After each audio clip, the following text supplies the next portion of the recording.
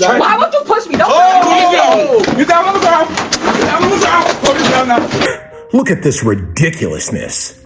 cops. All cops ain't good. Excuse me. They not.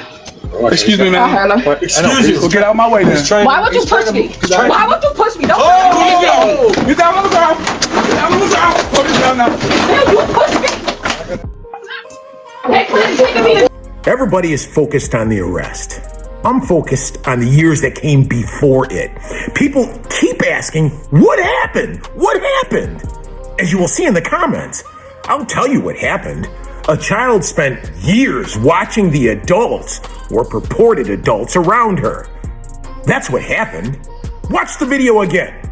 The officer carrying equipment, he says, "Excuse me." No response. He says it again. Still no response. She's there running her mouth.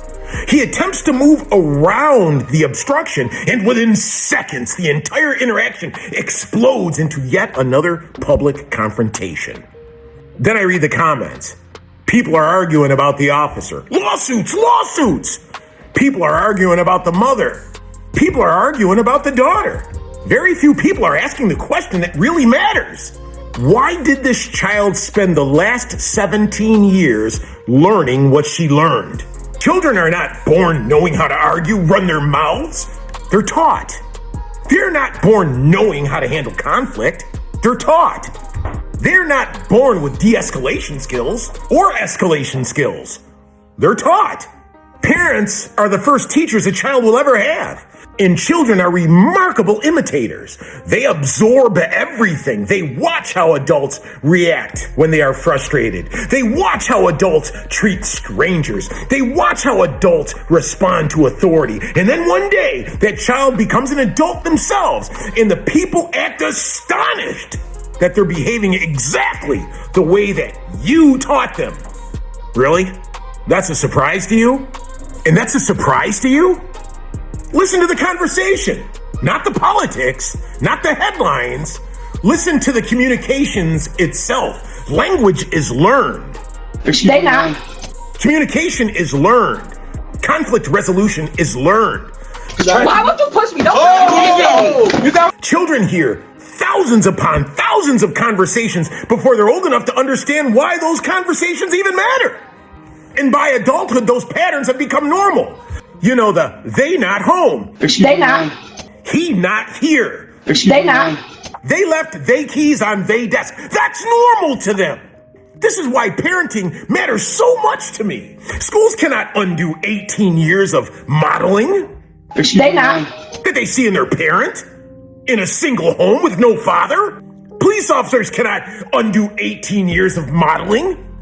Judges can't undo 18 years of chaotic modeling in a Democrat city. Society spends enormous amounts of time trying to repair adults while refusing to honestly talk about what children are watching every single day of the week. And then, when another confrontation happens, we pretend it appeared out of nowhere. The Bose-Einstein condensate just occurred. Well, it didn't. Behavior has roots. Culture has roots. Habits have roots. And every outcome has a history. Here's the uncomfortable question. If a child grows into an adult who communicates exactly like the adults who raised them, Cops. All cops ain't good. who really is responsible for that outcome? Do you see the engineering I've been talking about all this time in these Democrat-run cities? If they approach every disagreement as a confrontation, who demonstrated that?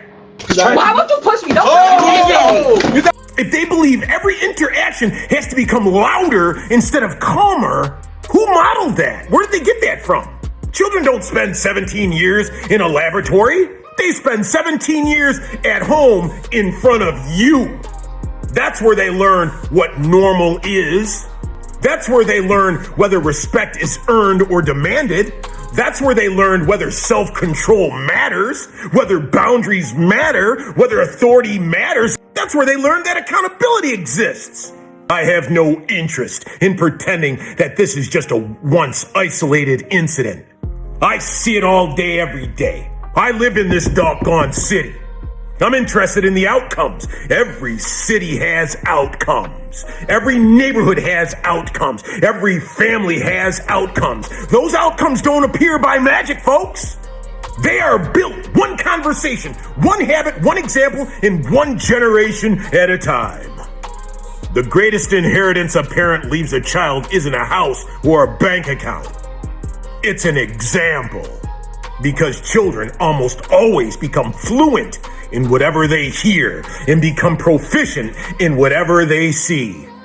If they see a dumb parent that can't talk, they're a dumb kid that can't talk. If they see a parent that doesn't know something simple like the Pythagorean theorem, then they don't know what the Pythagorean theorem is, regardless of what the school teaches. If you're modeling chaos, that's exactly what they're going to do. So before asking another young person who is in the middle of another public confrontation, ask the harder question: who taught them that this was normal?